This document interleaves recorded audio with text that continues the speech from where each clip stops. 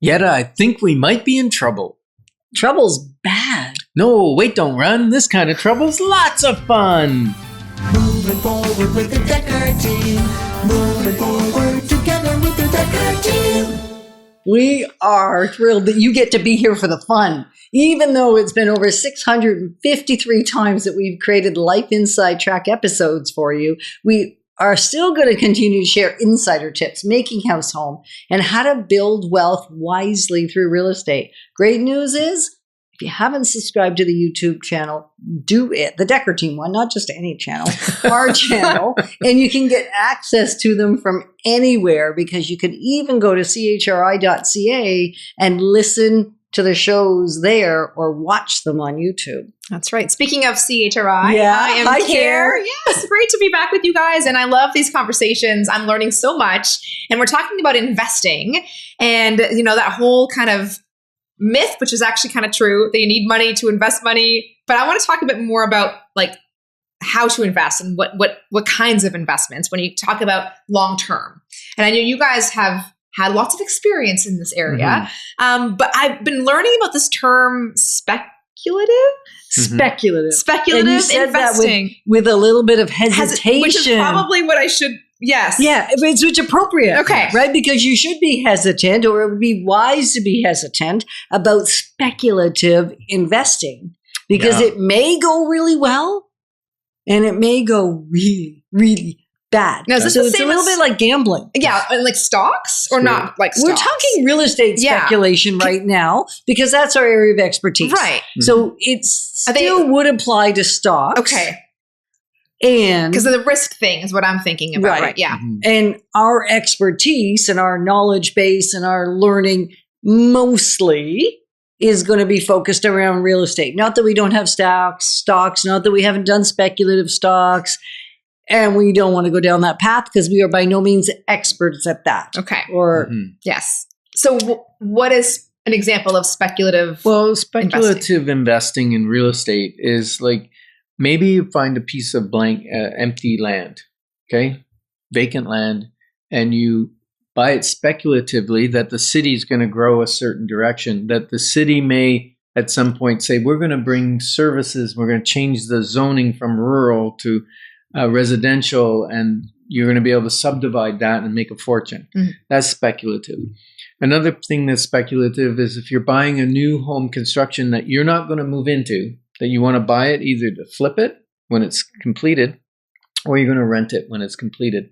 The reason it's speculative is you're speculating on what the interest rate may be. You're speculating on what the values of homes may be when it gets completed, especially if it's a year or 2 years out. 3 years. Or a condominium building 3 years out. And you're putting a small amount of down payment saying, I'm in the game. And if the market goes well, which it frequently does, you can make a fair bit of money with very little down. Because you're very in little early and you got little down. And Okay. yeah.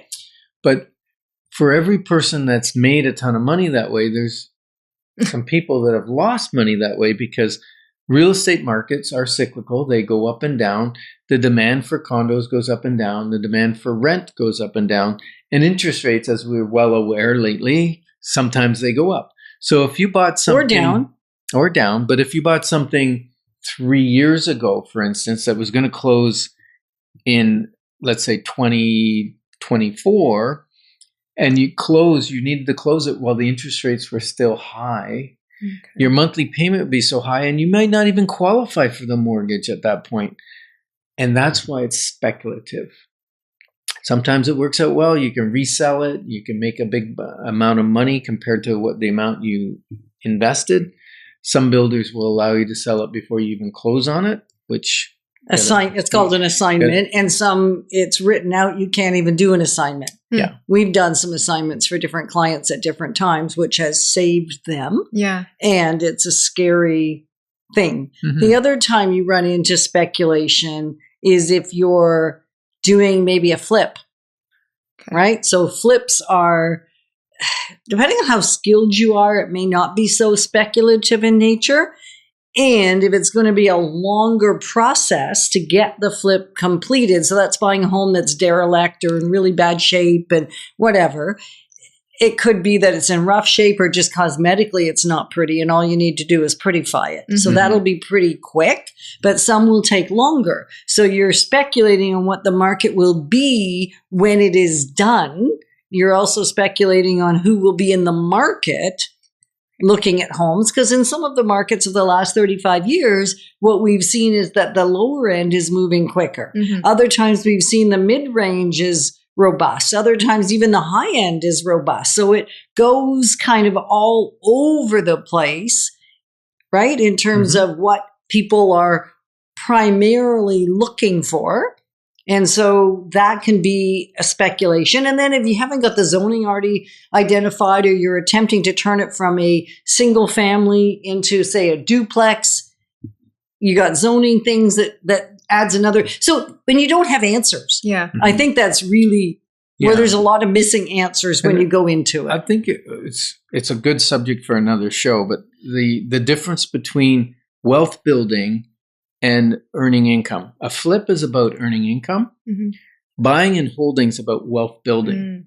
And the other thing that some people say to me, oh, it's speculative if I take the equity out of the home that I live in and I remove some of that, because maybe I've got a couple $100,000 of equity in my home and I could take out, say, $100,000 and go buy something else. So I have two properties. People say that's speculative. I say it's not. And it's not real risky, because it's kind of like a shell game. You have 200,000 under this shell, this home.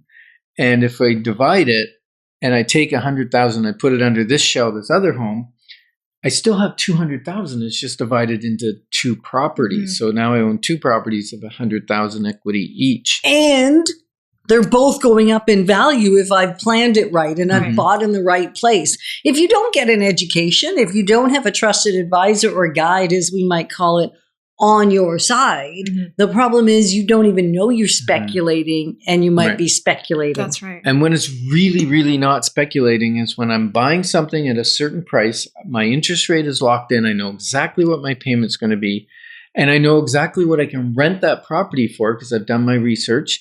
So I'm going to close on it. I'm going to try and get it rented before I even close on it. So I close on it. Next week, someone moves in. I've got rental income. It's not really speculative. Everything was planned out. We knew exactly what everything would cost, and we make the decision to buy it or not buy it based on those numbers. Then people say, well, what if the market goes down? Well, who cares? As long as your tenant's still paying the rent and it's covering the mortgage, because we did all the numbers at the beginning. Remember, real estate's cyclical. It goes up and down. It doesn't matter, because eventually it's going up. It may go up and down more like that, right? Like a roller coaster going the wrong direction, going up. And so that way we know that the person, and that's one of the reasons I recommend that people lock their mortgage rate in on an investment property, because if you go variable rate, it's speculative again. Whereas it's locked in for 5 years, you know that everything's cool. Well, and each person has to do what feels comfortable to them, right? Because there were many years that you would have done better financially, built more wealth if you went variable. Yeah. Right? And yet if you can't sleep at night, that's a really bad option. Wow. Yeah. Well, it's a good thing you have your wealth building workshop coming up in March. So DekkerTeam.com. Why don't you wrap us up, Ken? Yeah. So, one of the quotes I love is, the best investment on earth is earth. Even I know that one now. It's earth. Yes, it is. And we love that we can clarify your options, because when your options are clear, your wisdom will flow. Moving forward with the Dekker Team. Moving forward together with the Dekker Team.